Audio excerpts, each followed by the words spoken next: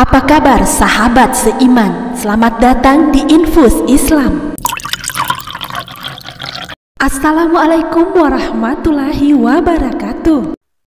Sahabat seiman, syukur alhamdulillah kita bisa berjumpa kembali di channel ini.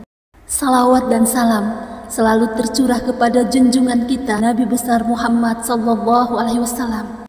Allahumma salli ala sayyidina Muhammad wa ala ali sayyidina Muhammad.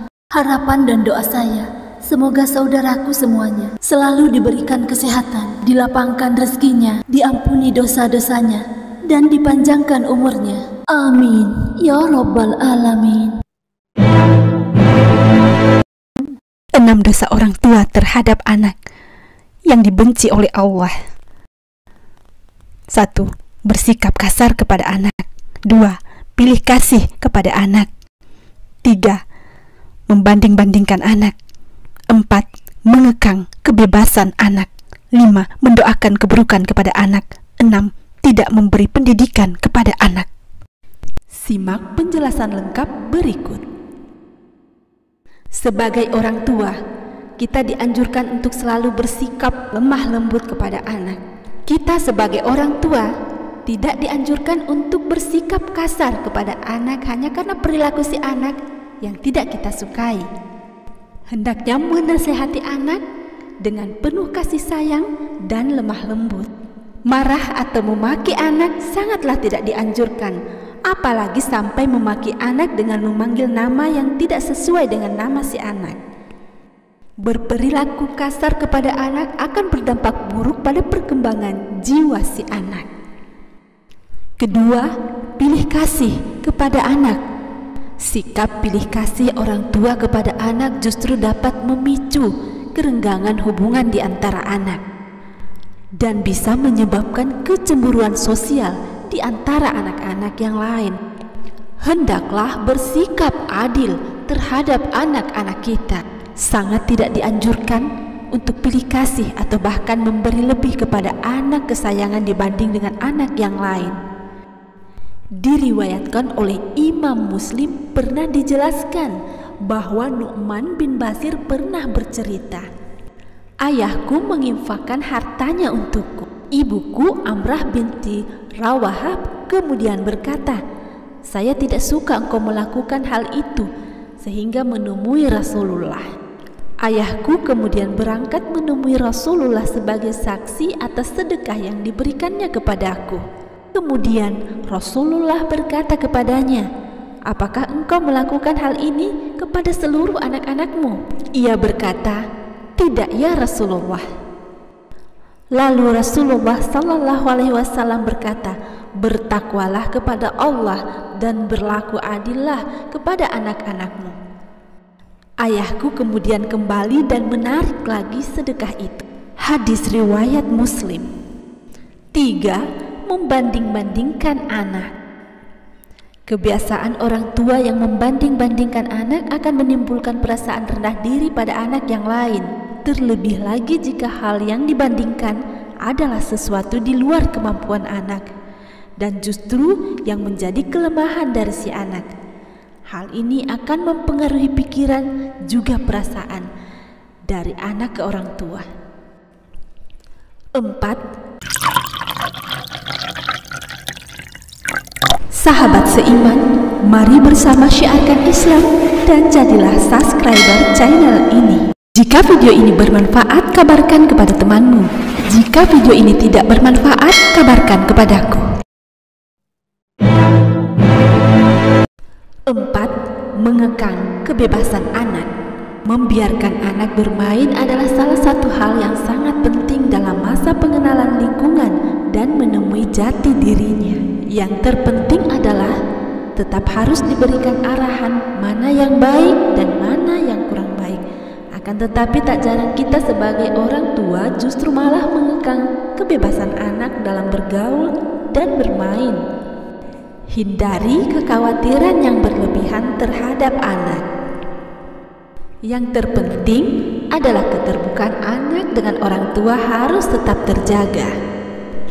Tujuannya supaya si anak akan lebih nyaman bercerita kepada orang tua apabila ada sesuatu masalah yang belum bisa diselesaikan.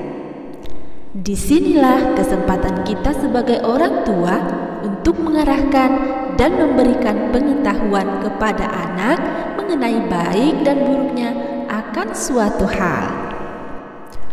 Kelima, mendoakan keburukan kepada anak.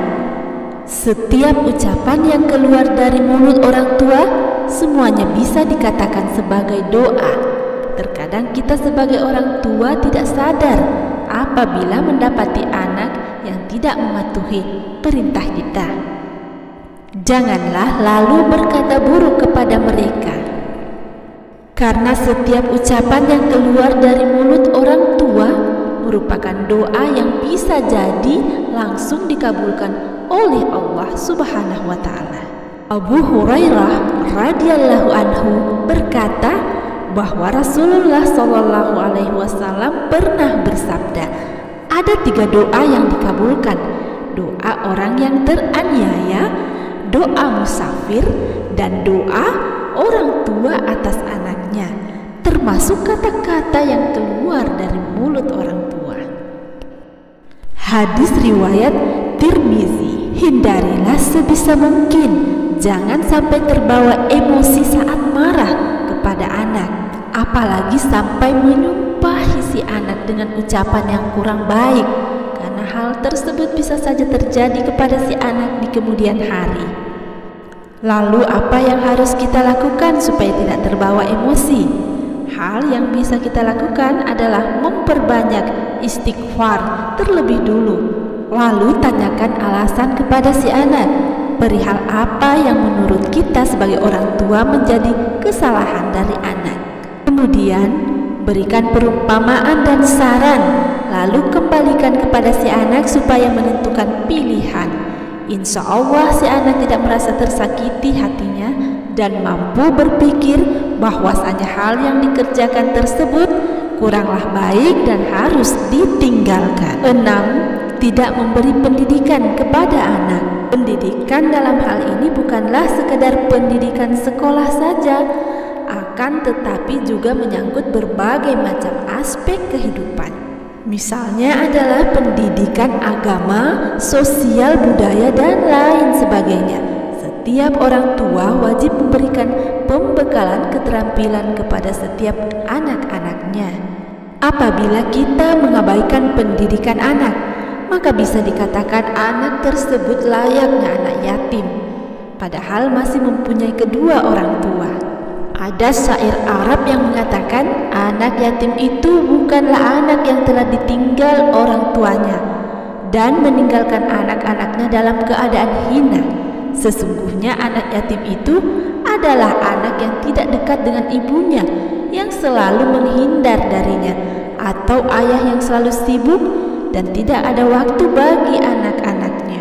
Syair tersebut ingin menyampaikan bahwa perhatian adalah kunci penting dalam mendidik anak supaya sukses dunia dan akhirat. Inilah yang dikatakan orang tua durhaka terhadap anaknya apabila kita sebagai orang tua justru tenggelam dalam kesibukan, sehingga yang terjadi adalah kita lupa untuk mengajarkan anak tentang akidah agama. Rasulullah Shallallahu Alaihi Wasallam pernah bersabda, ajarilah anak-anakmu sholat saat mereka berusia 7 tahun dan pukullah mereka bila tidak melaksanakan sholat pada usia 10 tahun. Hadis riwayat Tirmizi. Wallahu a'lam bishawab. Demikian yang dapat kami bagikan. Semoga bermanfaat. Assalamualaikum warahmatullahi wabarakatuh.